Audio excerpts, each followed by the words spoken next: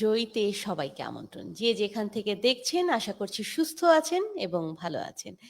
আজকে যে বিষয় নিয়ে কথা বলব তা হচ্ছে অটিজম বিষয়ে সচেতনতা বৃদ্ধি এবং কেন নিজের ঘরেও কেউ বিশেষ চাহিদা সম্পন্ন সন্তান বা কোনো শিশু না থাকার পরেও এই বিষয় নিয়ে কাজ করার তার অনেক ইচ্ছা, সেই বিষয়গুলো জানবো। তো সেই জন্য কথা বলার জন্য আমার সাথে ব্যাক স্টেজে একজন অতিথি আছেন। তিনি হবিগঞ্জ থেকে ভার্চুয়াল ভাবে আমাদের সাথে যুক্ত হবেন। তো তাকে আমরা আমাদের সাথে স্টুডিওতে যুক্ত করে নিচ্ছি। আমাদের অতিথি হচ্ছেন আজকে নাহিদা খান। তো নাহিদাকে আমরা যুক্ত করে নিচ্ছি আমাদের স্টুডিওতে। নাহিদা, কেমন আছো? ভীষণ ভালো আছি। আপনি কেমন আছেন? আমি আলহামদুলিল্লাহ ভালো আছি। আমি দর্শকদেরকে জানিয়ে দিয়েছি যে আমরা আজকে যে বিষয়ে কথা বলবো সেটা হচ্ছে অটিজম বিষয়ে সচেতনতা বৃদ্ধি এবং কি কারণে তুমি কেন ইন্টারেস্ট নিয়ে করলে যে এদেরকে নিয়ে কাজ করা উচিত।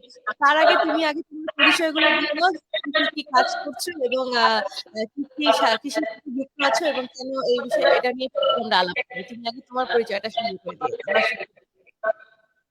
প্রথমে অসংখ্য ধন্যবাদ আমাকে এই অনুষ্ঠানে আমন্ত্রণ জানানোর জন্য। আমি নাহিদা খান সুরমি। আমি সিলেট বিভাগের হবিগঞ্জ জেলার বানিয়াচং গ্রামে আমার জন্ম এবং বেড়ে ওঠা। পড়াশোনা করছি অনার্স চতুর্থ বর্ষে অর্থনীতি বিভাগে, বৃন্দাবন সরকারি কলেজ হবিগঞ্জে। আর পেশাগতভাবে যুক্ত আছি জেলা শিল্পকলা একাডেমি হবিগঞ্জের আবৃত্তি প্রশিক্ষক হিসেবে। আর দীর্ঘ 4 বছর ধরে জেলা প্রশাসন আয়োজিত বিভিন্ন সরকারি এবং বিভিন্ন সাংস্কৃতিক অনুষ্ঠানে উপস্থাপনা করে থাকি। এই হচ্ছে ছোটখাটো পরিচয়। আর কেন হচ্ছে ইন্টারেস্টেড ফিল করলাম অটিজম বিষয়ে আসলে সচেতনতা সৃষ্টির ক্ষেত্রে, যেন ছোট্ট একটা গল্প বলি। আমি যখন খুব ছোট, যখন টিভিতে বিভিন্ন প্রোগ্রাম দেখতাম, তখন দেখতাম যে যখনই বিশ্ব অটিজম সচেতনতা দিবস, যেটা 2 এপ্রিল হয়, ওইটাতে বিভিন্ন বাচ্চারা হচ্ছে পারফরমেন্স করতো, যারা হচ্ছে তাদের কিছু না কিছু প্রতিবন্ধকতা আছে।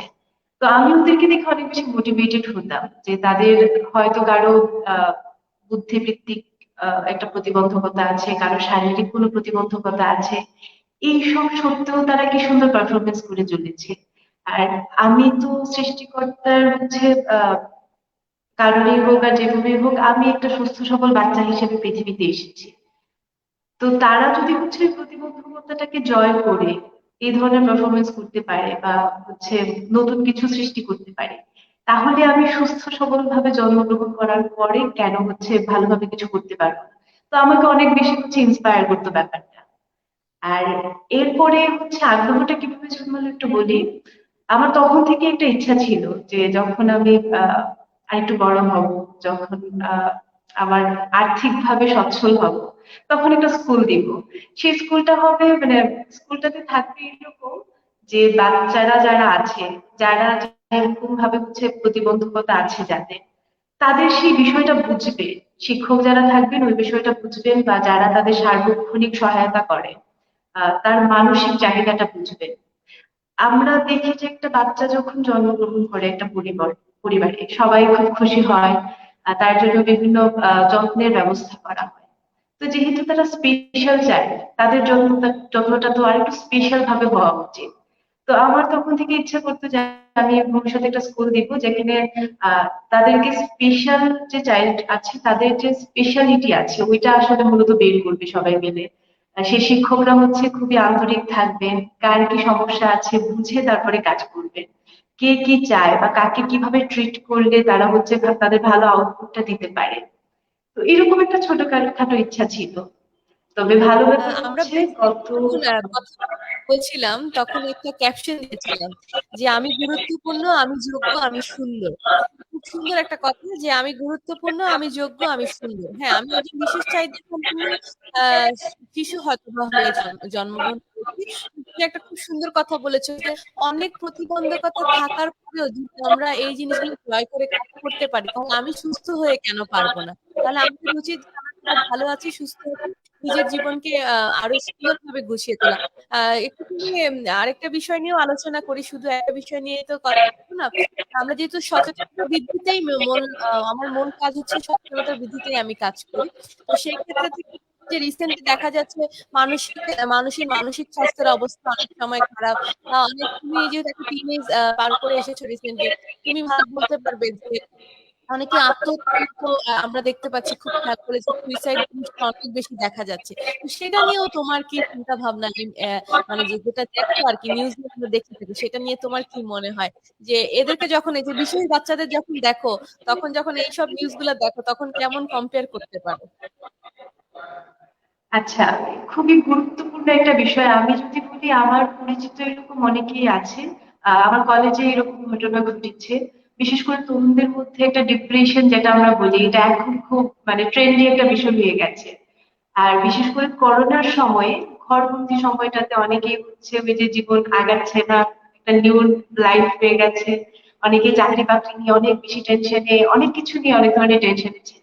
তো আমার কাছে, আমি যেহেতু একজন তরুণ, আমার বয়সে অনেকে এই ধরনের কাজ করছেন, যে দেখা যাচ্ছে যে ওনারা অনেক ডিপ্রেস ফিল করেন, তারপরে হচ্ছে যে কথাটি বললেন যে আত্মহত্যার মতো সিদ্ধান্ত তারা নিয়ে নেন। তো ওই সময়টাতে আমার কাছে মনে হতো যে আসলে পজিটিভ এনার্জির যে চর্চার জায়গাটা, সেটি হচ্ছে আমাদের মধ্যে অনেক কম। আমরা জীবনটাকে অনেক নেতিবাচক ভাবে দেখি, এবং আমার কাছে যেটা মনে হয় একজন তরুণ হিসেবে, আমরা অনেক বেশি অতীতে বাস করি বা ভবিষ্যৎ নিয়ে অনেক বেশি চিন্তিত থাকি, কিন্তু বর্তমান সময়টাকে আমরা হচ্ছে খুব বেশি গুরুত্বারোপ করি না, বা আমরা বর্তমান সময়টাকে সুন্দর করার চেয়ে ওই যে অতীতের চিন্তা কিংবা হচ্ছে ভবিষ্যতের চিন্তা দিয়ে বর্তমানটাকে এত বেশি আচ্ছন্ন করে রাখি, যার জন্য আমরা মুভ করতে পারি না, আমাদের মধ্যে নেতিবাচক চর্চাটা অনেক বেশি হয়। তো করোনার সময় আমার নিজেরও প্রথম মনে হচ্ছিল যে কলেজ বন্ধ, পড়াশোনা হচ্ছে না, আমার জীবনটা কি থমকে যাচ্ছে। তো ওই সময় আমি যে কাজটা করেছি, আমার মাথায় তখন এলো যে আমি এমন কিছু ক্রিয়েটিভ কাজ করি যেটাতে হচ্ছে আমি ব্যস্ত থাকবো এবং আমার হচ্ছে একটা পজিটিভ এনার্জি হবে। তখন আমি লেখালেখি শুরু করি, এবং 2021 সালের বইমেলাতে আমার প্রথম কাব্যগ্রন্থ প্রকাশিত হয়। এবং সেটা কিন্তু ওই কি বলে, আহ, আমি কিন্তু ওই সময়টাতে হচ্ছে লেখালেখিটাকে বেছে না নিয়ে ওই যে আগের চিন্তা পরের চিন্তা এগুলো করে কিন্তু ডিপ্রেশনে যাওয়ার একটা প্রবণতা ছিল। তো আমার মনে হয় যে তরুণরা আছে, তারা যদি হচ্ছে প্রতিদিন নিজেদের মধ্যে পজিটিভ এনার্জি, পজিটিভ মানুষদেরকে ঘিরে থাকে, বা যখনই কোনো খারাপ ফিল হবে, তখন তাদের কাছের বন্ধু যদি না পারে, সেক্ষেত্রে এখন তো বাংলাদেশের বিভিন্ন সাইকোলজিস্টরা আছেন, সাইকিয়াট্রিস্ট আছেন, তাদের শরণাপন্ন হতে পারে। মানে যে কোনো ভাবে নিজেকে মোটিভেট রাখতে হবে। আর একটা মানুষের পক্ষে তো সবসময় মোটিভেট থাকা সম্ভব না, এটা সবাই জানি আমরা, কিন্তু যতটা পারা যায়, যতটা পজিটিভ মানুষদের কাছে থাকা যায়, নিজেকে যতটা হচ্ছে বোঝানো যায় যে আমার জীবন এখনই বোঝানো যায়। শেষ না, আমার আরো জায়গা যাওয়ার আছে, ওই জায়গা যেতে গেলে আমাকে পজিটিভ এনার্জি ধারণ করতে হবে। হ্যাঁ, খুবই ভালো একটা কথা বলেছে। এখান থেকে কিন্তু একটা ইনফরমেশন সবার জন্য শেয়ার করবো যে পজিটিভ থাকতে হবে এবং পজিটিভ এনার্জি মানুষজনের আশপাশে থাকতে হবে, তাহলেই কিন্তু আপনি আপনার নিজেকে অনেক সুন্দরভাবে গুছিয়ে নিয়ে চলতে পারবেন। দেখেন, করোনার সময় নাহিদাও কিন্তু বলছিল ও একটা ফ্রাস্ট্রেশন বা ডিপ্রেশনের মধ্যে দিয়ে যাচ্ছিল, কিন্তু সেই সময় সে তার নিজের ভিতরে পজিটিভ এনার্জিকে গ্রো করে সে কিন্তু একটা 21শে বইমেলায় তার একটা বই পর্যন্ত বের করে ফেলেছে। তো এখান থেকে আমরা যদি শুধু জয়ের কথা বলবো না, অনেক বাধা তো পৃথিবীতে সবসময় থাকবে। এগুলো নিয়ে কিভাবে আমরা যুদ্ধ করে সামনে এগিয়ে যেতে পারি, সেই সব বিষয় নিয়েই আলোচনা আলোচনা করব। তো যেহেতু অনেক কথা আসছে, তো নাহলে আমরা বলছিলাম যে আমি যোগ্য, আমি সুন্দর, হ্যাঁ। তো সেই ক্ষেত্রে সেই প্রতিপাদ্যটাই আমরা একটু তোমার কাছ থেকে পুরোটা শুনবো যে এই কথাটা যে আসলো, তুমিও একটা মানে এই কিছুদিন আগে আবৃত্তি শিখালে যে বিশেষ চাহিদা সম্পন্ন যারা অনেক প্রতিবন্ধী, কথা বলতে পারে কিন্তু তারপর অনেক কিছু প্রকাশ করতে পারছে না, তখন ওদেরকে শেখানোর সময় তুমি কিরকম চ্যালেঞ্জ মানে ফেস করেছো, এবং এই যে কথাটা যে আমি সুন্দর, আমি যোগ্য, এটা তুমি কতটুকু দেখতে দেখতে পেরেছো ওদের মধ্যে, যে ভবিষ্যতে ওরা আরো অনেক ভালো জায়গায় যেতে পারবে, যে ওরা কোনো বাধা না আসলে? আচ্ছা, আমি যখন হচ্ছে ওদেরকে নিয়ে কাজ শুরু করি, আমাকে দায়িত্ব দেওয়া হয়েছিল ওদেরকে আবৃত্তি শেখানোর। তো আমার মাথায় কাজ করছিল ওদেরকে এমন কিছু শেখানো যেটা আসলে ওদের সাথে লাইফ রিলেটেড, ওদের সাথে কোনো না কোনো ভাবে প্রাসঙ্গিক হবে। তো যখন আমি কাজটা শুরু করি, আমাদের মোটামুটি 15 থেকে 20 দিনের মতো ওদের সাথে হচ্ছে আমরা একটা সময় কাটাই। তখন দেখি কিছু বাচ্চারা থাকে খুব সহজে হচ্ছে আমি যা পড়াচ্ছি বা যা শেখাচ্ছি খুব তাড়াতাড়ি আয়ত্ত করতে পারছে। কিছু বাচ্চারা থাকে যাদের একটু সময় লাগে, যারা হচ্ছে অত সহজে হচ্ছে জিনিসটা নিতে পারে না, একটু সময় বেশি দিয়ে তাদেরকে হচ্ছে আয়ত্ত করাতে হয়। তো এই যে ডিফারেন্স, মানে দুইটা বাচ্চার মধ্যে যে একটা পার্থক্য, আমার কাছে মনে হচ্ছিল ওই সময়টা তুমি কাজটা করতে গিয়ে আমার কাছে মনে হচ্ছিল যে ওই জিনিসটা বোঝাটা খুব ইম্পর্টেন্ট। কে তাড়াতাড়ি আয়ত্ত করতে পারছে, কার ওই গুণটা আছে, আর কার আর একটু সময় বেশি লাগছে। তো এই যে ব্যাপারটা, তখন আমার মনে হলো যে আমি ওদেরকে এমন কিছু শেখাই যেটা আসলে ওদের জন্য অনেক বেশি প্রয়োজনীয় হবে। ওরা হয়তো কেউ বুঝে বলেছে কথাগুলো, কেউ বুঝে বলেনি, কিন্তু আমি লাইনগুলো পড়িয়ে বা এই লাইনগুলো ওদেরকে শিখিয়ে আমি অনেক বেশি পজিটিভ এনার্জি পাচ্ছিলাম যে ওরা হচ্ছে এই কথাগুলো যখন বলছে যে আমি গুরুত্বপূর্ণ, আমি যোগ্য, আমি সুন্দর, আমি নিজেকে অন্য কারোর সাথে তুলনা করি না, আমি যেমন তেমনি সুন্দর। তো আমি একজন মানুষ, প্রত্যেকটা মানুষের কিছু ত্রুটি থাকে, যেসব ত্রুটি পরিবর্তন সম্ভব নয় সেগুলো আসলে আমার ত্রুটি নয়, সেগুলি বরং আমাকে অনন্য করেছে। আমি গুরুত্বপূর্ণ, আমি যোগ্য, আমি সুন্দর। তো আমার কাছে মনে হচ্ছিল যে প্রত্যেকটা মানুষ, আমরা যারা সুস্থ সবল ভাবে হচ্ছে জন্মগ্রহণ করছি, তাদেরও কিন্তু কিছু না কিছু প্রতিবন্ধকতা আছে। সেটা হয়তো শারীরিক না, কিন্তু বিভিন্ন ভাবে আমরাও কিন্তু অনেক সময় দেখা যায় কারো ভীতি থাকে, স্টেজ ভীতি থাকে, কারো বিভিন্ন ধরনের সমস্যা থাকে। তো সমস্যাটা হতেই পারে, কিন্তু সেটা যদি হচ্ছে প্রতিরোধ করা সম্ভব হয়, সেটা নিয়ে কাজ করা উচিত। আর যেটা হচ্ছে ওদের যে ব্যাপারটা, সেটা তো আসলে সৃষ্টিকর্তা প্রদত্ত, সেখানে তো আসলে মানুষের কিছু করার নেই। যেটা করা যেতে পারে, এখন তাদেরকে একটা সুন্দর পৃথিবীতে হচ্ছে রাখা যেতে পারে, যে পৃথিবীতে তারা হচ্ছে কখনো নিজেদেরকে আহ ছোট মনে করবে না, হীনমন্যতায় ভুগবে না। ওদের যে পরিবেশ আছে বা ওদের যে বাবা মায়েরা আছেন, তারা কখনো হচ্ছে লো ফিল করবেন না যে আমার বাচ্চাটা এরকম, আমি মানুষজনের সাথে কিভাবে চলাফেরা করবো বা মানুষজনের সামনে কিভাবে কথা বলবো, সারাক্ষণ যে একটা হীনমন্যতা, ওই জিনিসটা যেন সৃষ্টি না হয়। তো আমার ভীষণ ইচ্ছে যে এই ব্যাপারটা নিয়ে কাজ করার। যেটা বলছিলাম যে আর্থিকভাবে সমর্থ না, আমি যেহেতু এখন শিক্ষার্থী, কিন্তু যদি সুযোগ থাকে যে আমি আমার জায়গা থেকে কোনো অর্গানাইজেশনের হয়ে বা কোনো প্রতিষ্ঠানের হয়ে কাজ করার, যেখান থেকে হচ্ছে অন্তত ওই ফিল্ডটা হচ্ছে বাস্তবায়িত করার, যে প্রত্যেকটা মানুষই সুন্দর, প্রত্যেকটা মানুষই গুরুত্বপূর্ণ। খুবই চমৎকার একটা কথা বলেছো। তো আমরা রিল্যাক্স রেডিও বাংলা থেকে এটা সম্প্রচার করছি, জয়ী অনুষ্ঠানটা। তো জয়ীতে নাহিদাকে সবাই দেখতে পাচ্ছেন। কেউ যদি নাহিদার সাথে সরাসরি ফোন কল করে কথা বলতে চান, সেক্ষেত্রে কিন্তু ফোন করতে পারেন। অনেক আবৃত্তিমূলক বিষয়গুলো আপনারা জানতে পারবেন ওর কাছ থেকে, কিভাবে ভালো উচ্চারণ করতে হয় বা কিভাবে সুন্দর করে কথা বলতে হয়। সেক্ষেত্রে স্ক্রিনে নাম্বারটি দেওয়া আছে, 01723260448, এই নাম্বার। 01723260448, এই নাম্বারে এই নাম্বারে কল করে আপনারা সরাসরি আমাদের সাথে কথা বলতে পারেন। তো অনেকক্ষণ ধরে কথা বলছিলাম, আরো অনেক বিষয় জানবো। কিভাবে এই যে অনেক বাধা কিভাবে সামনে এগিয়ে যেতে হয়, বাধা থাকার পরে গল্পটা শুনবো। তো তার আগে একটা রিল্যাক্স রেডিও বাংলা ছোট্ট একটা বিরতি নিয়ে আসছি। সকাল দুপুর সন্ধ্যা রাতে তোমার আমার কথা হবে রিল্যাক্স রেডিও বাংলায়, relax radio Bangla, relax radio Bangla, সারাদিন সারাক্ষণ।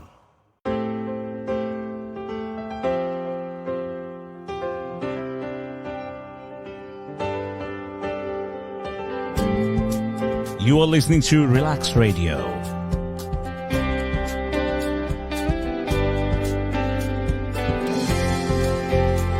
Wherever you are in the world, you can listen to Relax Radio 24/7. Relax Radio speaks your language. Download our app on your mobile devices,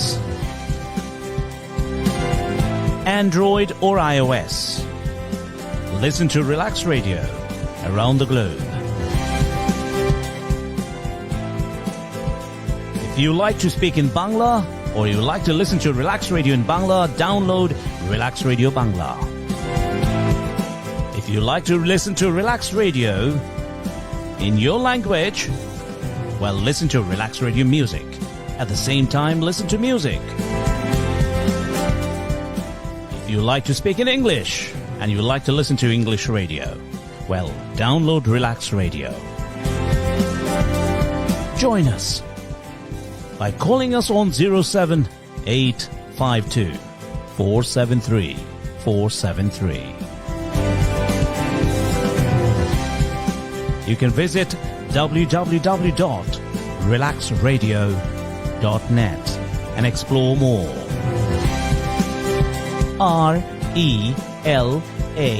RELAKS. Without negativity.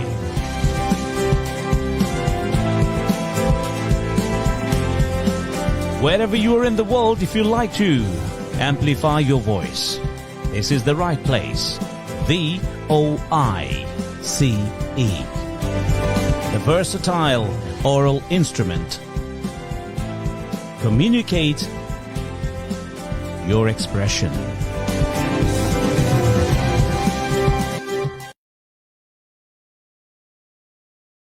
দুঃখিত, ফিরে এলাম ছোট্ট একটা বিজ্ঞাপন বিরতির পর। রিল্যাক্স রেডিও বাংলা শুনছিলেন আপনারা সবাই।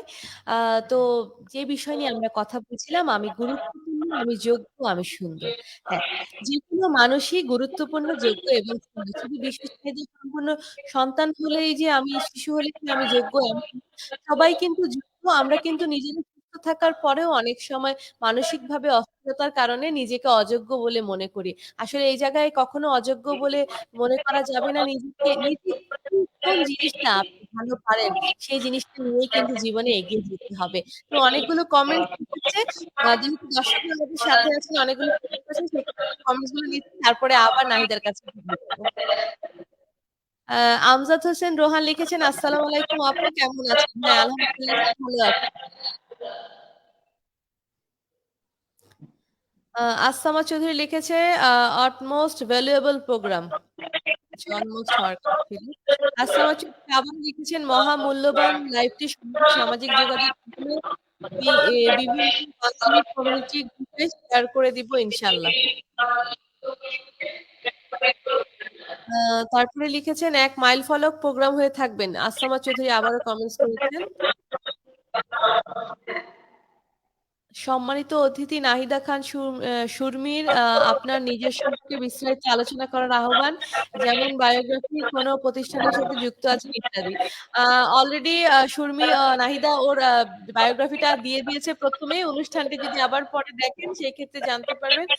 নাহিদা খুবই ভালো ভালো কাজ করে যাচ্ছে, এটুকুই খালি বলবো। পরে বাকিটা আপনি পরে আমাদের অনুষ্ঠানটা আবার দেখে নেবেন, তাহলেই নাহিদার বায়োগ্রাফিটা পেয়ে যাবেন।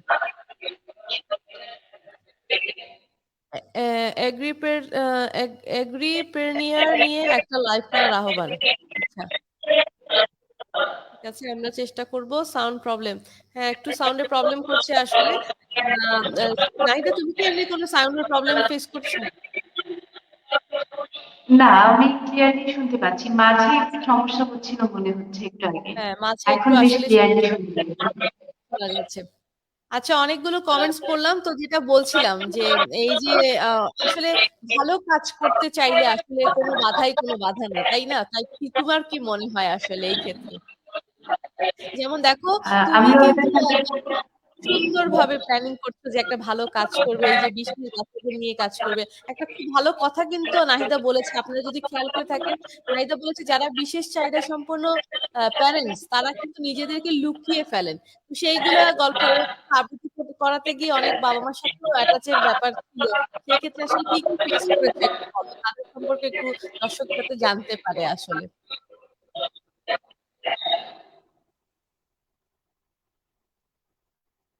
আপু কাইন্ডলি যদি আবার প্রশ্নটা করতেন, কথা আচ্ছা, বুঝতে প্রশ্নটা পারছিলাম। প্রশ্নটা ছিল এরকম যে তুমি যেহেতু তাদেরকে আবৃত্তি করাতে যখন গেলে, তখন তো সরাসরি একটা জিনিস কি, যে যখন আমরা কাজ করি তখন যারা বিশেষ চাহিদা সম্পন্ন বাচ্চাদেরকে নিয়ে কাজ করে, সেক্ষেত্রে অনেক চ্যালেঞ্জের ব্যাপার থাকে। তো এই সময় আমি যেহেতু বলছি আমরা সচেতনতা বৃদ্ধি করছি, সেই ক্ষেত্রে কিন্তু একটা প্যারেন্টস এর ভালো থাকার একটা ব্যাপার থাকে, বা এই যে অভিভাবক যারা আছেন তারা কিন্তু নানাভাবে নিজেকে গুটিয়ে রাখেন, তারা কিন্তু সামনে আসতে চান না। আমরা অটিজম বিষয়ে সচেতনতা বৃদ্ধিতে লাস্ট 15 বছর ধরে কাজ করা হচ্ছে। তারপরেও দেখবে কি যে কেউ, তার একজন বিশেষ বাচ্চা আছে, সে তাকে নিয়ে সে আর সামনে আসতে চায় না। আস্তে আস্তে মা বাবারও বিভিন্ন রকম স্বপ্ন থাকে, সেগুলো নিয়ে লুকিয়ে যায়, আড়ালে থাকতে পছন্দ করে, কেউ সামনে আসতে চায় না। এই যে এই জিনিসগুলো, এইগুলাকে তুমি আসলে কতটুকু কাছ থেকে দেখেছো, বা কিরকম তোমার মনে হয় যে আরো আমরা কি করলে আরো মানুষজন আরো এই জিনিসটাকে লুকিয়ে না রেখে এই সন্তানকে নিয়েই যাতে দুধের সামনে এগিয়ে যেতে পারে, এটা নিয়ে তোমার কি মতামত? আমি যখন ওদেরকে নিয়ে আমার আবৃত্তি চর্চাটা যখন শুরু করি, তখন অনেকের সাথে অনেকের বাবা মা আসতো। তো দেখা যেত কি ওরা সবসময় একটা কি বলে একটা মন খারাপ করা, যখনই কথা বলছি ওই উচ্ছ্বাসটা আমি কেন জানি পাইনি তাদের মধ্যে। তাদের আহ তখনই দেখা যেত যে আমার বাচ্চাটা এরকম, জন্ম থেকে এরকম, মানে সবসময় একটা নেগেটিভিটির চর্চা হচ্ছে যে আমার বাচ্চাটা এরকম, এই জন্য আমার আর বিশেষ করে যাদেরকে নিয়ে কাজ করা হয়েছিল তারা তো যেহেতু একটা হবিগঞ্জের একটু মফস্বল জায়গা থেকে আসলে এই স্কুলটি পরিচালিত হয়। তো দেখা যায় কি ওই বাবা মায়েদের মধ্যে একটা হীনমন্যতা কাজ করে, যেটা আপনি বলছিলেন যে আমার বাচ্চাটা এরকম, আমি সমাজে আর 4-5টা বাচ্চার মধ্যে যেহেতু আমার বাচ্চাটা না, সেক্ষেত্রে ওনাদের মধ্যে একটা হীনমন্যতা কাজ করে। ওনাদের কি বলে স্বাভাবিক যে জীবনযাত্রা সেটাও একটু অনেকখানি তারা গুটিয়ে নেন।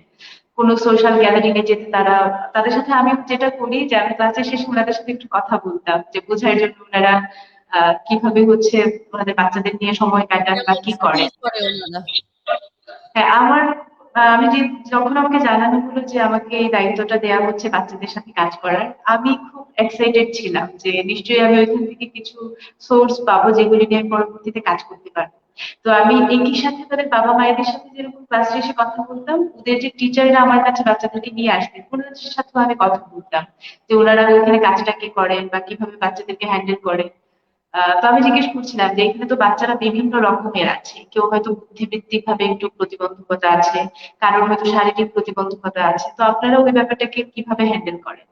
তো ওনারা আমাদের বলছিলেন যে ওনারা সব বাচ্চার ক্ষেত্রে একই রকম ভাবে ওনারা যত্নটা নিয়ে থাকেন।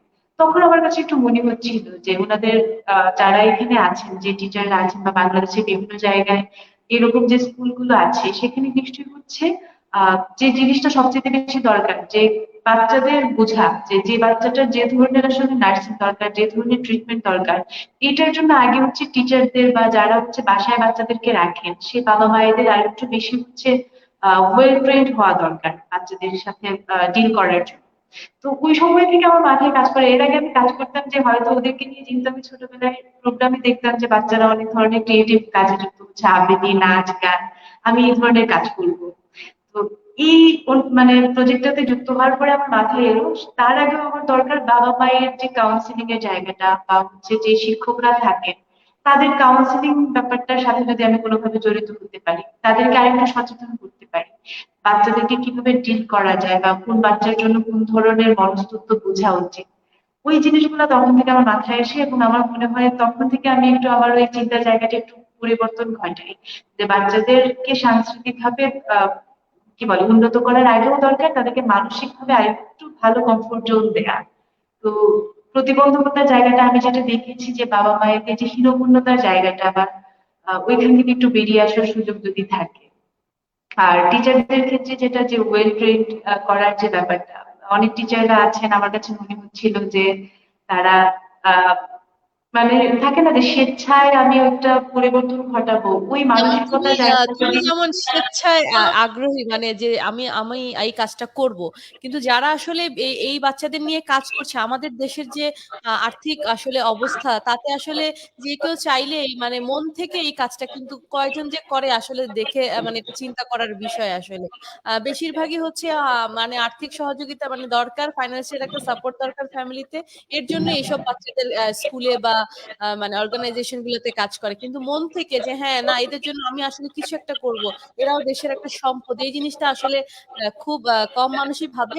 এটাতে তুমি এত কম বয়সে মানে হবিগঞ্জে বসে চিন্তা করতে পেরেছো, এটাও কিন্তু একটা বিশাল ব্যাপার। আর এটা আমি যারা আশা করছি প্রোগ্রাম দেখছে তারা এই জিনিসটা বুঝতে পারবেন। এবং যারা শুধু যে একটা ভালো কথা মানে মানে নাহিদা বলল যে ও যখন এই প্যারেন্টসদের সাথে মিশেছে তখন ও দেখতে পেরেছে এই প্যারেন্টসদের মধ্যে এক ধরনের হীনমনতা মানে কাজ করে।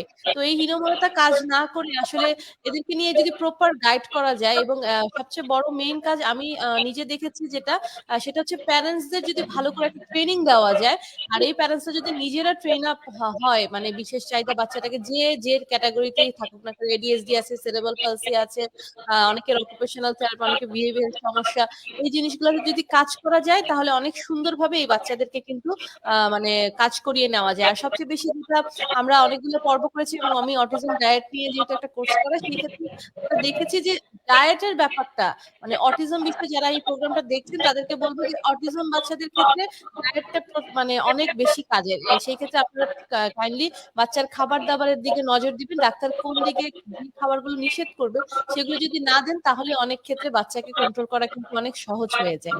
তো নাহিদা, আরো অনেক কমেন্টস আসছে, আমরা একটু কমেন্টস নিব আবার, তারপরে আবার আসছি। আসামাস চৌধুরী লিখেছেন excellency in hosting, thank you. Amjad Hossain Rohan আবার লিখেছেন খুব সুন্দর প্রোগ্রাম হচ্ছে আপনার, অনেক ধন্যবাদ। প্রাণবন্ত, চমৎকার, দক্ষতাপূর্ণ, অসাধারণ উপস্থাপনা, আসামাস চৌধুরী লিখেছেন। উনি লিখেছেন একটা কমেন্ট, শিশুর মানসিক, শারীরিক, সামাজিক বিকাশে সংশ্লিষ্টদের ভূমিকা, দৈহিক নিরাপত্তা দান, জৈবিক চাহিদা পূরণ, সামাজিকরণের সহায়তা, উৎপাদনশীল কাজে সহায়তা, এছাড়া সম্পত্তি রক্ষণাবেক্ষণ ও বন্টন, অন্তরঙ্গতা বজায় রাখা ইত্যাদি সাধারণ কাজগুলো পরিবার ও রাষ্ট্রের ভূমিকা করে থাকে, শিশুর শিক্ষার ক্ষেত্রে বিশেষভাবে উপযোগী। প্রকৃতপক্ষে ভালো মানুষ ও যোগ্য করে গড়ে তুলতে আপ্রাণ চেষ্টা করা। হ্যাঁ, খুব ভালো একটা কথা বলেছেন যে যোগ্য একটা মানুষ হিসেবে গড়ে তোলা আসলে। আচ্ছা, যেহেতু অনেক কথা তো বলবো, আমি একটুখানি যেহেতু আবৃত্তি ভালো অনেক জানো, সেই ক্ষেত্রে যদি একটা আবৃত্তি আমাদের দর্শকের জন্য করতে তাহলে খুব ভালো হতো। ঠিক আছে আপু। যদি মানে যদি বলো যে একটু পরে করতে চাচ্ছো, সেই ক্ষেত্রে আমরা একটা ছোট্ট বিরতি নিয়ে আসতে পারি। আর হ্যাঁ, তুমি প্রিপারেশন বিরতির পরে থাকে তাহলে আমরা তাহলে এখনই মানে তুমি যদি দেখে নিতে চাও অসুবিধা নেই, আমরা তুমি দেখেই আমাদেরকে একটা আবৃত্তি শোনা, কারণ তুমি অনেক ভালো আবৃত্তি করো, সেইটা আমি মিস করতে চাচ্ছি না। আচ্ছা, ঠিক তো আমরা একটা ছোট্ট একটা রিল্যাক্স রেডিও বাংলা বিজ্ঞাপন বিরতি নিয়ে আসছি, তারপরে আমরা নাহিদার মুখ থেকে সুন্দর একটা কবিতা আবৃত্তি শুনবো।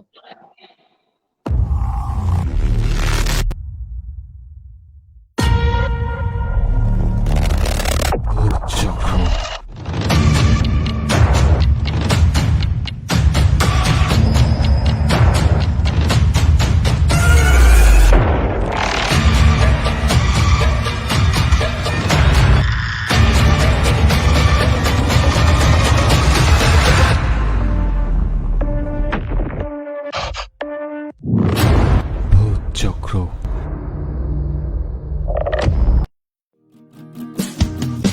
সকাল দুপুর সন্ধ্যা রাতে তোমার আমার কথা হবে রিল্যাক্স রেডিও বাংলায়, relax radio Bangla. Relax radio Bangla, সারাদিন সারাক্ষণ। চলে এলাম ছোট্ট একটা বিজ্ঞাপন বিরতির পরে। বিজ্ঞাপনে যাওয়ার আগে বলছিলাম যে আমরা নাহিদার কাছ থেকে আমরা একটা কবিতা আবৃত্তি শুনবো। আর আপনারা দেখছেন রিল্যাক্স রেডিও বাংলা নিয়মিত শো জয়ী, প্রতি রবি এবং বৃহস্পতিবার ঠিক দুপুর 12টায় আমাদের জয়ী প্রোগ্রামটা আপনারা দেখতে পারবেন। তো সেই ক্ষেত্রে রিল্যাক্স রেডিও বাংলার ফেসবুক পেজে চোখ রাখবেন, তাহলে আমাদের প্রোগ্রামটা দেখতে পারবেন। আর এখন যদি চান কেউ আমাদের সাথে সরাসরি কথা বলতে এবং আরজে রিফার সাথে এবং আমাদের অতিথি নাহিদার সাথে কথা বলতে, সেই ক্ষেত্রে স্ক্রিনে দেওয়া ফোন নাম্বারে ফোন কল করতে পারেন। নাম্বারটি আবার বলে দিচ্ছি আপনাদেরকে, 01723260448, এই নাম্বারটি আরেকবার বলছি, 01723260448, এই নাম্বারটি। এখন আমরা সুন্দর একটা আমাদের অতিথির কাছ থেকে একটা আবৃত্তি শুনবো। আমার ভীষণ পছন্দের একটি কবিতা আবৃত্তি করার চেষ্টা করব। ভুল ত্রুটি সবাই ক্ষমা সুন্দর দৃষ্টিতে দেখবেন। সুনীল গঙ্গোপাধ্যায়ের কবিতা পাহাড় চূড়ায়। অনেকদিন থেকেই আমার একটা পাহাড় কেনার শখ, কিন্তু পাহাড় কে বিক্রি করে তা জানি না। যদি তার দেখা পেতাম, দামের জন্য আটকাত না। আমার নিজস্ব একটা নদী আছে, সেটা দিয়ে দিতাম পাহাড়টার বদলে। কে না জানে পাহাড়ের চেয়ে নদীর দামই বেশি। পাহাড় স্থান, নদী বহমান, তবুও আমি নদীর বদলে পাহাড়টাই কিনতাম, কারণ আমি ঠকতে চাই। নদীটা অবশ্য কিনেছিলাম একটা দ্বীপের বদলে। ছেলেবেলায় আমার বেশ ছোট্ট খাট্ট ছিমছাম একটা দ্বীপ ছিল, সেখানে অসংখ্য প্রজাপতি। আমার যৌবনে দ্বীপটি আমার কাছে মাপে ছোট লাগলো। প্রবহমান ছিপছিপে তন্বী নদীটি বেশ পছন্দ হলো আমার। বন্ধুরা বলল, ওইটুকু একটা দ্বীপের বিনিময়ে এত বড় একটা নদী পেয়েছিস, খুব তো জিতেছিস মাইরি। তখন আমি জয়ের আনন্দে বিহ্বল হতাম। তখন সত্যিই আমি ভালোবাসতাম নদীটিকে। নদী আমার অনেক প্রশ্নের উত্তর দিত। যেমন বলতো, আজ সন্ধেবেলা এখানে বৃষ্টি হবে কিনা। সে বলতো, আজ এখানে দক্ষিণ গরম হাওয়া, শুধু একটা ছোট্ট দ্বীপে বৃষ্টি, সে কি প্রবল বৃষ্টি, যেন একটা উৎসব। আমি সেই দ্বীপে আর যেতে পারি না। সে জানতো, সবাই জানে, শৈশবে আর ফেরা যায় না। এখন আমি একটা পাহাড় কিনতে চাই। সেই পাহাড়ের পায়ের কাছে থাকবে গহন অরণ্য। আমি সেই অরণ্য পার হয়ে যাব। তারপর শুধু রুক্ষ কঠিন পাহাড়, বিপুলা পৃথিবী, জড়াজড়ে তীব্র নির্জনতা, আমার কণ্ঠস্বর যেখানে কেউ শুনতে পাবে না। আমি শুধু 10 দিককে উদ্দেশ্য করে বলবো, প্রত্যেকটা মানুষই অহংকারী। এখানে আমি একা, আমার কোনো অহংকার নেই। এখানে জয়ী হওয়ার বদলে ক্ষমা চাইতে ভালো লাগে। হে 10 দিক, আমি কোনো দোষ করিনি, আমাকে ক্ষমা করো, ক্ষমা করো। ধন্যবাদ। অসাধারণ একটা কবিতা, মানে এখানেও জয়ীর কথা কিন্তু চলে এসেছে। খুবই ভালো লাগছিল কবিতা শুনতে। আরো একটা কবিতা হয়তোবা আমরা অনুষ্ঠানের শেষে নাহিদার কাছ থেকে উপহার পাবো, আশা রাখছি। তো নাহিদা, আমরা যে বিষয়ে কথা বলছিলাম যে তুমি বলছিলে যে একটা আমরা বিশেষ চাহিদা সম্পন্ন শিশুদের ক্ষেত্রে কিভাবে অনেক দূর এগিয়ে যেতে পারি। খুব সুন্দর একটা কথা বললে যে তারপরে প্যারেন্টসদেরকে কাউন্সিলিং এর কথা বললে, ট্রেনিং এর কথা বললে। আহ, তোমার এখন একটু ব্যক্তিগত প্রশ্নে যাই একটু, হ্যাঁ। আমি একটু সিরিয়াস সিরিয়াস কথা বললাম, তো এই যে পড়াশোনা করছো প্লাস হচ্ছে এইসব সাংস্কৃতিক দিকে জড়িয়ে আছো, তো এমনি তোমরা তো আমি পার্সোনালি তোমাদেরকে চিনি দেখে বোনরা আছো জানি। তো এই যে বোনদের মধ্যে একটা বন্ডিং এর ব্যাপার আছে, যে খুনসুটির ব্যাপার আছে, এই জিনিসগুলো কি আমাদের দর্শকের সাথে শেয়ার করতে চাও? কারণ তোমার বোন ও খুব ভালো আবৃত্তি করে, উর্মি। তো সেই ক্ষেত্রে দুজনের মধ্যে কি কবিতা আবৃত্তি বা এই সব নিয়ে কেমন দ্বন্দ্ব হয়, বা কেমন খুনসুটি হয়, বা ছোট বোনের সাথে কিরকম আন্ডারস্ট্যান্ডিংটা হয়, যদি বলতে। তোমরা যদি চাও, তুমি যদি চাও আঙ্কেলের কথা আন্টির কথাও একটু বলতে পারো চাইলে। উম, আসলে সত্যি বলতে আমার এই আবৃত্তির যে যাত্রাটা বা উপস্থাপনার যাত্রাটা পুরোটাই হচ্ছে উর্মি আপুকে দেখে শেখা। আহ আমার বাবা মায়ের ভূমিকা যদি বলি, মায়ের ভূমিকাটাই বেশি ছিল। আমার মা যখনই দেখা যেত আমাদের সকালবেলা স্কুলে বিভিন্ন প্রোগ্রাম থাকতো, উঠে রান্না করা, সকালে কি খেয়ে যাব, রাতে আমার মায়ের ঘুম হতো না আমাদের প্রোগ্রাম থাকলে, যে সকালে এটা পরে যাবে, এইভাবে চুল বেঁধে দিতে হবে। তো এই যে ব্যাপারগুলো মানে পরিবার থেকে বেশ সাপোর্ট পেয়েছি। আর আমার ক্ষেত্রে সাপোর্টের জায়গাটা একটু বেশি ছিল, কারণ উর্মি আপু হচ্ছে আমাদের পরিবারের সবচেয়ে বড় মেয়ে। তো ওর আগে কোনো ভাই বোন ছিল না। তো ওর দেখা যেত যা করতো নিজের থেকেই করতে হতো। তো আমি এই ব্যাপারে একটু সুবিধাভোগী। আমি অনেক ধরনের সাজেশন পেতাম। ও যে কাজগুলো করে এসেছে বা কি ধরনের কাজ করলে আমার জন্য ভালো হবে, আমি একটা গাইডলাইন সবসময় ওর থেকে পেতাম, যে এটা কর, এটা করলে ভালো হবে, বা এটাতে এরকম ইনফরমেশন গুলো তুই কালেক্ট কর। তো এই জিনিসগুলো আবার দেখা গেছে আমি আমার ছোট বোনকে চেষ্টা করি, যেহেতু ওর আগে আমরা দুইজন। তো আমরা চেষ্টা করি সবসময় ওকে হচ্ছে নিজেদের যে অভিজ্ঞতা থেকে হোক বা যাই হোক, তবে আমি অবশ্যই সুবিধাভোগী। আমি যখনই যে দরকার করি, যখনই হচ্ছে যে সমস্যায় পড়ি, তখনই আমার মাথায় প্রথমে যে নামটা আসে সেটা হচ্ছে আমার বড় বোনের নাম। যে কোথাও কোনো কিছু সাজেশন নিতে হবে, তো ওকে ও জিজ্ঞেস কেন, করলে হচ্ছে আমি আমি তোমাকে প্রায় একটু সাহায্য ইন্টারাপ্ট করি করতে তোমার পারি। কথার মাঝখানে। কেন আসলে এই উর্মির কথাটাও তুললাম, বা বোনদের খুনসুটির কথা তুললাম, যে আসলে ভাই বোন থাকলে যে কতটা ফেসিলিটিও পাওয়া যায়, সেটা সেটা যাতে সবাই বুঝতে পারে, এবং মেয়েরা যে মফস্বলে থেকেও সুন্দর স্বপ্ন দেখতে পারে। যে অনেকে মনে করতে পারে, ও আচ্ছা আমি মফস্বলে আছি, মফস্বল শহরে থাকি, আহ রাজধানী ঢাকাতে থাকি না, এর জন্য হয়তো বা আমার দ্বারা কোনো ভালো প্রোগ্রাম বা কোনো কিছু হবে না। অথচ তোমরা কিন্তু হবিগঞ্জ থেকেই উনিও একটা ভালো পাবলিক ইউনিভার্সিটিতে পড়াশোনা করেছে, তুমিও একটা পড়াশোনা করছো, প্লাস ঢাকাতে গিয়েই কিন্তু শিল্পকলাতে প্রোগ্রামগুলা করে আসছো। আপনার মানে ভিতরে যদি মানে আমার ইচ্ছা শক্তিটা প্রবল থাকে, সেই ক্ষেত্রে যে কতদূর এগিয়ে যাওয়া যায় সেটাই আমি দর্শকদেরকে আসলে জানানোর চেষ্টা করছি। এর জন্যই তোমার কাছ থেকে এই কথাগুলা নিচ্ছি আরকি, যাতে দর্শক এখান থেকে শিখতে পারে। আমার কথা হচ্ছে আমাদের প্রত্যেকটা প্রোগ্রাম থেকে যেন মানুষ একটা ভালো ইনফরমেশন নেয়, একটা ভালো জিনিস শিখে।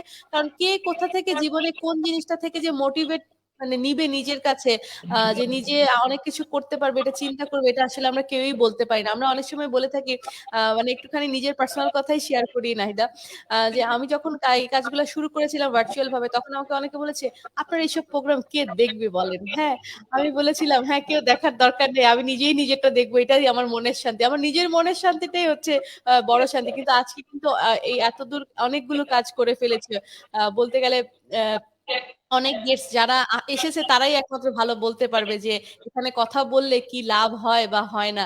এমনও অনেকে মেসেজ করে অনেক সময় যে আপু আমি আপনার প্রোগ্রামে আসতে চাই, একটা আমার নিজের মনের কথা বা আমি একটা নিজের প্ল্যাটফর্ম রেডি করেছি। যেমন লাস্ট বার যিনি আসতেন আমাদের ইভা আপা, উনি একটা আহ, এই প্রতিবন্ধী বাচ্চাদেরকে নিয়ে, যারা যেহেতু মা বাবারা অনেক সময় টেনশনে থাকে যে তারা মারা গেলে এই বাচ্চাদের কি হবে, যেহেতু সবাই আমরা মরণের পথে যাবই, কম বেশি তারা কিন্তু খুবই চিন্তায় থাকে যে তারা যদি মারা যায়, তারা যদি এই পৃথিবীতে না থাকে। তুমি যেমন খুব সুন্দর একটা চিন্তা করেছো যে এই বাচ্চারা নিজেকে ডিসেবল না মনে করে তারা যে প্রতিবন্ধকতাকে এগিয়ে নিয়ে যায়, সুন্দর করে নিজেকে অনেক কিছু শিখতে পারে।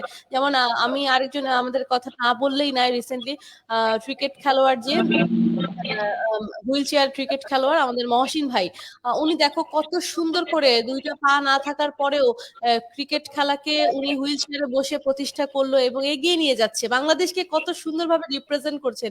উনি রিসেন্টলি আমেরিকাতেও যাচ্ছেন আমাদেরকে, বাংলাদেশকে রিপ্রেজেন্ট করতে। এটা যে আমাদের জন্য কত বড় প্রাপ্তি। আসলে আমরা যদি একজন আরেকজনকে সাহায্য করতাম, যেমন আমি যদি বলি যে আমাকে এই চলার পথে আসলে কি কেউ সাহায্য করেছে, হ্যাঁ অবশ্যই। আপনারা যদি যারা আমার প্রোগ্রামে অতিথি হিসেবে এসেছেন এবং আমার জীবন সঙ্গী অথবা আমার আশপাশের পরিবারের মানুষজন যদি সাপোর্টিভ না হতো, তাহলে কিন্তু আমিও এতদূর এগিয়ে আসতে পারতাম না। এই যে নাহিদা কত সুন্দরভাবে একটা মফস্বলে বসে খুব সুন্দর করে বললো যে ওর বড় বোন থাকার কারণেই কিন্তু সে অনেক সুন্দর সাপোর্টটা পেয়েছে, এবং সে কিন্তু সাপোর্টটাকে শুধু পেলেই হবে না, তাকে কাজেও লাগাতে হবে। আর এই কাজে লাগানোটাই আপনাকে কিন্তু জানতে হবে। এটা যদি জানতে পারেন আপনি অনেক দূর এগিয়ে যাবেন। এখন ছোট বোনের ক্ষেত্রে কিরকম খুনসুটি হয় সেটাও একটু শুনি। আমার ছোট বোন আমার থেকে 8 বছরের ছোট, কিন্তু ওর সাথে ব্যাপারটা এরকম, মানে ওর সাথে আমার যখন হচ্ছে আমরা একসাথে থাকি বোঝা, মানে আমার কাছে মাঝে মাঝে মনে হয় ওর বয়স বোধহয় আমার থেকে বেশি। মানে আমাদের খুব ফ্রেন্ডলি রিলেশন। অনেক খুনসুটি হয়, অনেক ঝগড়া হয়, আবার অনেক ওর এখন এসএসসি পরীক্ষা চলছে, তো আবার সবচেয়ে ভালো বন্ধু আমরা দুইজনই। তো আমাদের সম্পর্কটা কি বলে মিথস্ক্রিয়ার আসলে, মানে যেরকম খুনসুটি আছে সেরকম ভালোবাসা আছে, ঝগড়া আছে, ঝগড়ার পরিমাণও কম না অনেক বেশি। তো আবার দেখা যায় অনেক সময় আমাদের ঝগড়া মেটাতে হয়, অনেক সময় এরকম ঝগড়ার পর্যায়ে চলে যায়। আর সবচেয়ে বেশি দেখো একটা ইন্সপায়ারিং ব্যাপার কি, যে আন্টি মফস্বলে থাকার পরে মানে 3 কন্যা সন্তানের মা কিন্তু তিনি, হ্যাঁ, উনি কিন্তু কখনো তোমাদেরকে নিয়ে কিন্তু কখনো মানে মনে করেননি যে আমার 3টা ছেলে নেই দেখে আমার মেয়েরা কিছু করতে পারবে না। তোমাদেরকে কিন্তু আন্টি অনেক দূর এগিয়ে নিয়ে গেছে। এখানে আমি আন্টিকে দর্শকদের মানে যারা দেখছেন, এখন দেখছেন বা পরে দেখবেন, ওনাকে আমি অনেক শ্রদ্ধা জানাই যে উনি এই 3 কন্যাকে নিয়ে সুন্দরভাবে এগিয়ে যাচ্ছেন এবং তাদেরকে স্বপ্ন দেখাচ্ছেন বলে আজকে আমরা একটা সুন্দর কিন্তু অলরেডি একটা কবিতা শুনেছি। আর এর আগেও উর্মি আমার আরেকটা অনুষ্ঠানে এসেছিল, ও খুব সুন্দর করে মেন্টাল হেলথ নিয়ে কাজ করছে। সেক্ষেত্রে আমরা মেন্টাল হেলথের অনেক ইস্যুস গুলো তখন জানতে পেরেছিলাম। তো উর্মি, আমরা আরো কিছু কথা শুনবো। তুমি এমনি আমাদের জয়ীতে যে আসতে বা জয়ীর প্রোগ্রামটা নিশ্চয়ই কম বেশি দেখেছো, তো সেই ক্ষেত্রে জয়ী নিয়ে তোমার ধারণাটা কিরকম বলো একটু শুনি। আমি এই প্রোগ্রামটাও দেখা হলো উর্মিয়াপুর থ্রুতে, সে হচ্ছে আমাকে লিঙ্ক পাঠাতো যে দেখ এই প্রোগ্রামটা দেখ এরকম। তো আমি ওই যে আপনি একটু আগে যে প্রোগ্রামটার কথা বললেন যে বাবা মায়েদের আহ, যে অনেক সময় চিন্তা থাকে যে আমি মারা গেলে কি হবে, ওই প্রোগ্রামটা আমি পুরোটাই দেখেছি। তো আমার কাছে এই জন্য আপনাকে একটা ধন্যবাদ জানাতে চাই, কারণ হচ্ছে আমার এই প্রোগ্রামে আসার পরে আমার এখন যেটা মনে হচ্ছে যে আমি অনেক কমফোর্ট জোন পাচ্ছি কথা বলার। বা আমি এর আগে যে এপিসোড গুলো দেখেছি যে যারাই আসেন আপনার আন্তরিকতার জন্যই বা আপনার যে ইয়ার জন্যই হোক, সবাই একটা কমফোর্ট জোন পান নিজের কথা বলার জন্য। একদম ফ্রেন্ডলি একটা প্ল্যাটফর্ম থাকে, যেখানে হচ্ছে কেউ দ্বিধায় থাকে না যে কি বলবো কি বলবো না, মনের যে কথাটি সেটি খুব কি বলে স্পষ্ট ভাবে বলা যায়। সেজন্য অসংখ্য ধন্যবাদ। আর প্রোগ্রামগুলো দেখে আমি অনেক বেশি কি বলে অনুপ্রাণিত হই। একটু আগে যে বললেন যে একজন ক্রিকেটারের কথা, তো এরকম যারা আছেন তারা কিন্তু আমাদের কোনো না কোনো ভাবে হচ্ছে আমাদেরকে অনুপ্রেরণা দিয়ে যান, যে তারা তাদের কাজটি এত সুন্দরভাবে গুছিয়ে করছে। আমার কলেজের প্রিন্সিপাল স্যার একটা কথা বলেন যে নিজের কাজ সবচেয়ে ভালোভাবে করাই হচ্ছে দেশপ্রেম। তো আমি যখন আরেকটু ছোট ছিলাম আমি ভাবতাম যে আমি মুক্তিযুদ্ধের সময়ে যদি থাকতাম বা পরিণত বয়সে কেউ হতাম, তাহলে আমি কি করতাম ওই সময়টাতে। তো আমার দাদা ভাই বলেন যে তুমি যে জায়গায় আছো, বলতেন আর কি, যে জায়গায় আছো ওই জায়গা থেকে তুমি কি কাজ করছো। আমার দাদা ভাই একজন ভাষা সৈনিক ছিলেন। তো তুমি নিজের জায়গা থেকে তোমার দায়িত্বটা যদি ঠিকঠাক মতো পালন করো, তাহলে হচ্ছে তুমি তোমার দেশপ্রেমের হচ্ছে প্রতিফলন দেখাতে পারছো। আর আমার আরেকটা জিনিস মনে হয় যে আমরা যে প্রতিনিয়ত হচ্ছে আমাদের বয়স বাড়ছে, আমাদের অর্জনের ঝুঁকিও হচ্ছে অনেকেরই সমৃদ্ধ হচ্ছে, কিন্তু এটা হচ্ছে আমাদের একার অর্জন না, এখানে অনেক মানুষের একটা কন্ট্রিবিউশন থাকে, সমাজের একটা কন্ট্রিবিউশন থাকে। আমরা সেটা ব্যাক করতে পারছি কিনা, আমরা যে জায়গা থেকে হচ্ছে সাপোর্টটা পেয়েছি, আমরা সেই নিজেদের জায়গা থেকে সেই দায়িত্বের পরিচয়টা দিতে পারছি কিনা। আমরা আমাদের সবার যে সাপোর্টে আমরা আজকের মানুষ, আমরা সেই সমাজকে সেই জায়গাটা, যে স্কুল থেকে পড়লাম, যে জায়গায় বড় হলাম, ওইখানে আমরা কিছু রিটার্ন করতে পারছি কিনা। তো আমার ভালো কাছে কথা। মনে হয় যে যতদিন বেঁচে যাবো, এই রিটার্নের জায়গাটা যতদিন না হচ্ছে ফুলফিল করতে পারছি, ততদিন আসলে সফল মানুষ হিসেবে নিজেকে বলা সম্ভব না। নাহিদা, এত সুন্দর সুন্দর কথা বলছো, কি বলবো যে এখনই তুমি কত সুন্দর চিন্তা ভাবনা করছো। তোমরাই কিন্তু তরুণরাই হচ্ছে, তরুণ তরুণীরাই হচ্ছে ভবিষ্যৎ। তোমরা যদি এরকম স্বপ্ন দেখো, এবং আমি তাদের জন্যই বলবো যারা আজকে, আমরা যেহেতু বিশেষ চাহিদা সম্পন্ন শিশুদের কথা নিয়েই কিন্তু তোমার আর আমার আজকের আলোচনাটা মেইন ছিল। তো সেই ক্ষেত্রে তাদের জন্য যদি এরকম মানে মানে তোমার বয়সী যারা, তারা যদি এগিয়ে আসে আরো, আমরা তো প্রায় এখন আসলে শেষের দিকে চলে আসছি বলতে গেলে অনেকটা। তো সেক্ষেত্রে তোমাদের মতো এই যে যারা আছে তারা যদি আরো এগিয়ে আসে, টিনেজরা যদি আরো বুঝতে পারে, তাহলে কিন্তু আমাদের সমাজটা আরো সুন্দর হবে। যেমন যদি একটা বাচ্চা স্কুলের কথা বলি, আমি নর্মাল একটা স্কুলের কথা বলি একটু সবাইকে ইনফরমেশন দেওয়ার জন্য। তখন যদি একটা বাচ্চার অটিজম থাকে, সেই ক্ষেত্রে সব বাচ্চা কিন্তু হাইপার হয় না, বা মানে আক্রমণ করবে এরকম কিন্তু থাকে না। হয়তো বা সে এডিএইচডি, আমরা যেটা ইদানিং খুব বেশি সবাই শুনে থাকছি, তো এটা হচ্ছে অ্যাটেনশন ডেফিসিয়েন্সি। তো তার মনোযোগের সমস্যা থাকে। তো সেই ক্ষেত্রে যদি সেই বাচ্চাটাকে আমরা নর্মাল স্কুলে দিই, সে কিন্তু অনেক সুন্দরভাবে, যদি আমরা যারা টিচাররা আছে তারা, তারপরে হচ্ছে যারা কেয়ার গিভার আছে, এবং সবচেয়ে বড় কথা হচ্ছে যে শিশু বন্ধুটা আছে তার সাথে, সে যদি খুব ওয়েলকামিং হয়, তখনই কিন্তু ওই বাচ্চাটা খুব ইজিলি ভাবে গ্রো করতে পারে একটা সুন্দর ভাবে। এটা হচ্ছে বিদেশে খুব সুন্দর ভাবে আমরা দেখেছি, যেটা আমার বাইরে অনেকবার যাওয়া হয়েছে, সেই সুবাদে আসলে সৌভাগ্যবান নিজেকে মনে করি যে আমি এগুলো দেখতে পেরেছি সরাসরি। তো সেখানে যেটা করে ওরা বাচ্চাদেরকে একটা স্পেশাল বাচ্চাকে একটা নর্মাল 10টা বাচ্চার সাথে দিয়ে দেয়। তখন হচ্ছে ওই 10জন বাচ্চাকে বলে দেওয়া হয় যে তোমার এই বন্ধুটাকে তোমরা টেক কেয়ার করবে, ও যাতে কোনোভাবে কোনো আঘাত না পায়, অনেক কিছু ভালোভাবে কিভাবে ওকে আরো সুন্দরভাবে আমরা সমাজে কাজে লাগাতে পারি, সেই জায়গায় তোমরা হেল্প করো। ওরা তো সেই দিন ওই বাচ্চাটাকে নিয়ে কত খুশি থাকে, বা ও তাদের এই ফ্রেন্ডটাকে নিয়ে কত এক্সাইটেড থাকে। এরকম যদি আমাদের এই স্কুলগুলোতে একটু করার ব্যবস্থা করা যায়, আশা করছি অনেক ভালো হবে। আর সবচেয়ে বড় ধন্যবাদ দিতে চাই আসলে সাইমা ওয়াজেদ পুতুলকে। উনি এই বিষয়টাকে নিয়ে কাজ করছেন দেখেই আজকে বাংলাদেশে এত অ্যাওয়ারনেস তৈরি হয়েছে। কারণ আমার বোন অলরেডি মানে 40+ হয়ে গেছে। সেই সময় আমার মাকে যখন আমি জিজ্ঞেস করি যে সেই সময় তুমি যখন জানতে পেলে যে আমার বোন এরকম ডাউন সিনড্রোমের একজন, বা তাকে নিয়ে কি, তখন আসলে সেরকম কোনো ব্যবস্থাই ছিল না। তো কিভাবে কোথায় চিকিৎসা নিতে যাবে, কোথায় কোন স্কুলে ভর্তি করবে, সেরকম কোনো কিছুই ছিল না কিন্তু। আর আজকে আমরা অনেক দূর এগিয়ে গেছি। আর এটা আসলে ঘরে ঘরে এখন বলতে গেলে একটা বিরাট সমস্যা হয়ে গেছে, অনেকটা ডায়াবেটিস বা থাইরয়েড সমস্যার মতোই অনেকটা। তো সেই ক্ষেত্রে ক্যান্সারও যদি বলি, এই ক্ষেত্রে কিন্তু কোনো ক্ষেত্রে এটা পিছিয়ে নেই। তো এই এই কয়েকটা জিনিসই কিন্তু চেইন অফ কমান্ডের মতো চলছে, এগুলোকে আমরা আসলে ব্যালেন্স করতে হবে। আর আমি নাহিদের কাছে বলবো যে তুমি শুধু একা নয়, তোমার আশপাশে যারা ভালো মনের মানুষ আছে এরকম তোমার মতো, তাদেরকে নিয়ে যাতে আরো সুন্দরভাবে কাজ করতে পারো। মফস্বলে থেকেই আমরা শুরু করি, রুটসটা যদি ভালো হয় তাহলে অবশ্যই আমরা আরো ভালো ইয়ে করতে পারবো। নাহিদা খুব সুন্দর একটা কথা বলছিল যে জয়িতে এসেছে মন খুলে কথা বলতে পারছে। এটা আসলে আমার জন্য অনেক একটা মানে সেই রকম কমপ্লিমেন্ট। ধন্যবাদ যে সবাই এরকম জয়িতে আসতে পারছে এবং কথা বলার একটা প্ল্যাটফর্ম খুঁজে পাচ্ছে। আর কথাও কিন্তু একটা ভালো থেরাপি। যদি আপনার মন খুলে কথা বলতে না পারেন, আপনি কিন্তু কথা বলতে না পারার কারণেও দম বন্ধ হয়ে মারা যাবেন। তো সেটা সম্পর্কে একটু যেহেতু নাহিদাও আমাদের মতো কথার বন্ধু, সেই ক্ষেত্রে ওর কাছ থেকে শুনি যে কথা বলতে না পারলে কেমন ফিল হয় আসলে তোমার?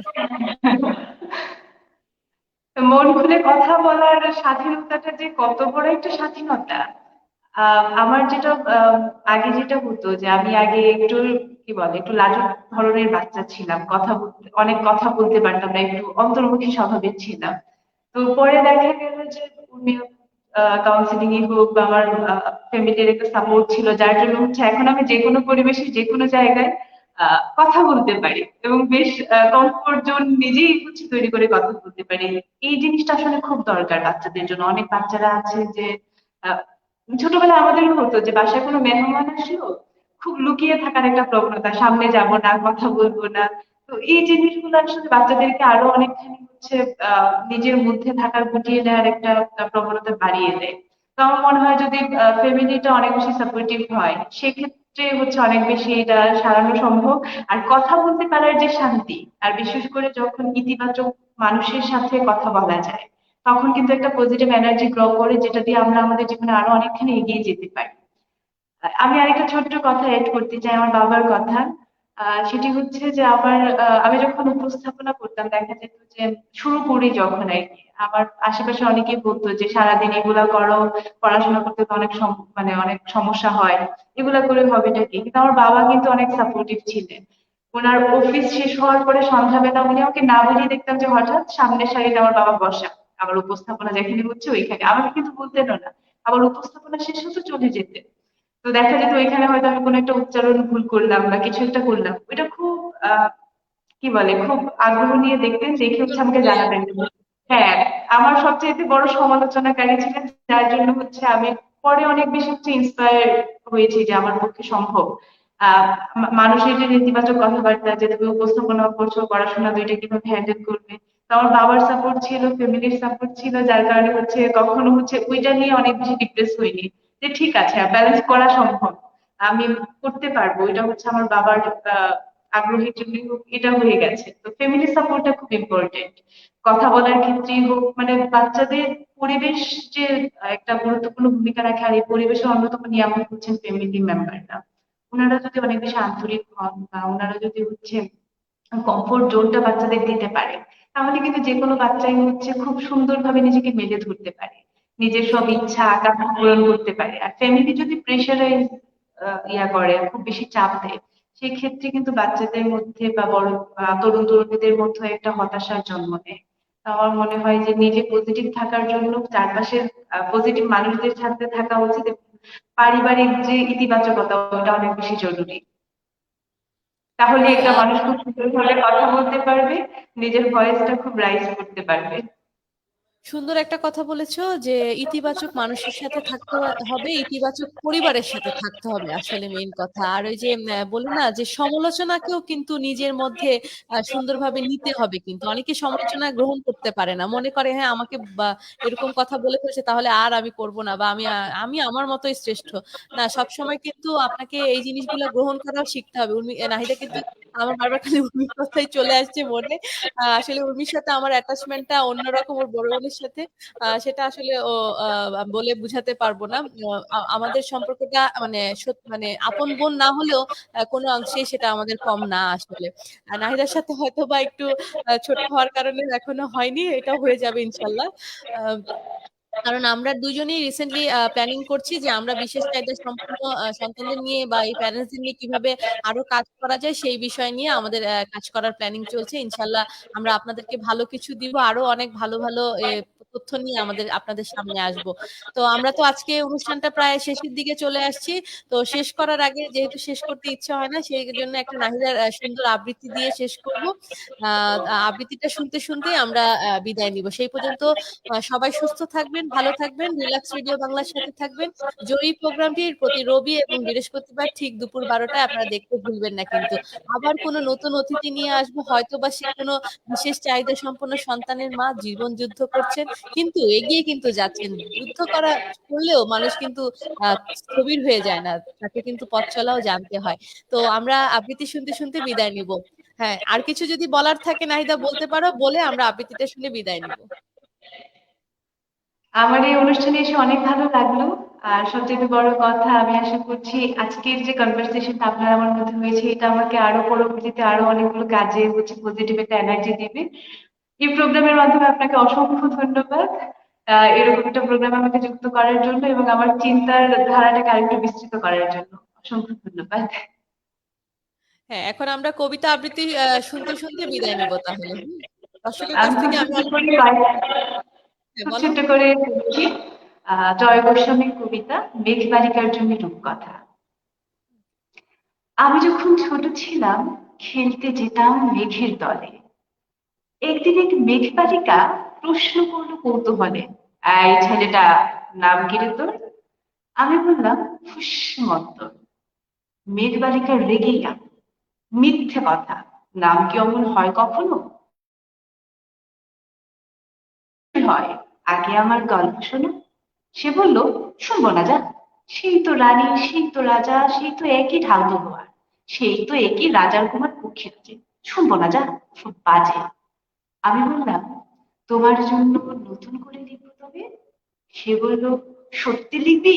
বেশ, তাহলে মস্ত করে লিখতে হবে, মনে থাকবে, লিখেই কিন্তু আমায় দিবি। আমি বললাম, তোমার জন্য লিখতে পারি এক পৃথিবী। লিখতে লিখতে লেখা যখন সবেমাত্র 2-4 পাতা, হঠাৎ তখন ভূত চাপলো আমার মাথায়। খুঁজতে খুঁজতে চলে গেলাম ছেলেবেলার মেঘের মাঠে। গিয়ে দেখি চেনা মুখ তো একটিও নেই এ তল্লাটে। একজনকে মনে হলো ওরই মধ্যে অন্য রকম।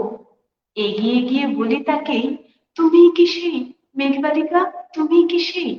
সে বলেছে, মনে তো নেই, আমারও সব মনে তো নেই। আমি বললাম, তুমি আমায় লেখার কথা বলেছিলে। সে বলল, সঙ্গে আছে, ভাসিয়ে দাও গায়ের ঝিল।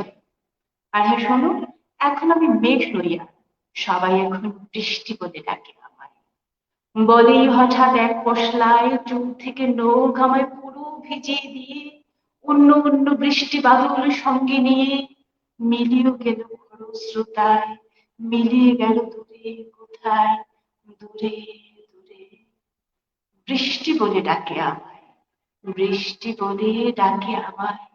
আমি কেবল আপন মনে বলতে বলতে বসে রইলাম গাছের নিচে। বসে রইলাম বৃষ্টি নাকি মেঘের জন্য। এমন সময় অন্য একটা বৃষ্টি আমায় চিনতে পেরে বলল, তাতে মন খারাপের কি হয়েছে? যাও, ফিরে যাও, লেখো আবার। এখন পুরো বর্ষা চলছে, তাই আমরা নানান দেশে ভীষণ ব্যস্ত। তুমিও যাও, মন দাও গে তোমার কাজে। বর্ষা শেষে ফিরে এসে নিজেই যাব তোমার কাছে। এক পৃথিবী লিখবো আমি, এক পৃথিবী লিখবো বলে ঘর ছেড়ে সেই বেরিয়ে গেলাম। ঘর ছেড়ে সেই ঘর বাঁধলাম গহন বনে। একাই থাকবো, একাই দুটো ফুটিয়ে খাবো। এক পৃথিবীর 100 রকম স্বপ্ন দেখার সাধ্য থাকবে যেরূপ কথার, সেরূপ কথা আমার একা। ঘাড় গুজে দিন লিখতে লিখতে, ঘাড় গুজে রাত লিখতে লিখতে, মুছেছে দিন মুছেছে রাত। যখন আমার লেখার হাত অসাড় হলো, মনে পড়লো সাল কি তারিখ, বছর কি মাস, সেসব হিসেব আর ধরিনি। লেখার দিকে তাকিয়ে দেখি এক পৃথিবী লিখবো বলে একটা খাতাও শেষ করিনি। ধন্যবাদ সবাইকে। ধন্যবাদ নাহিদা এত সুন্দর আবৃত্তি করার জন্য। আর দর্শকের কাছ থেকে বিদায় অলরেডি নিয়ে নিচ্ছি, আবার বিদায় নিয়ে নিচ্ছি। আর নাহিদাকে অনেক ধন্যবাদ যে এত ব্যস্ত থাকার পরেও নাহিদা আমাদেরকে সময় দিয়েছে এবং আমাদের স্টুডিওতে যুক্ত হয়েছে এবং তার মনের কথা এবং তার এই ভালো কাজের এত সুন্দর স্বপ্ন দেখার তার স্বপ্নটা যাতে সুন্দরভাবে পূরণ হয় সেই কামনাই করব। আর আমরা আজকে এখানেই বিদায় নিচ্ছি। আর আমাদের পরবর্তী শো দেখার আমন্ত্রণ রইল সবাইকে। সকাল দুপুর সন্ধ্যা রাতে তোমার আমার কথা হবে রিল্যাক্স রেডিও বাংলায়, relax radio Bangla. Relax radio Bangla সারা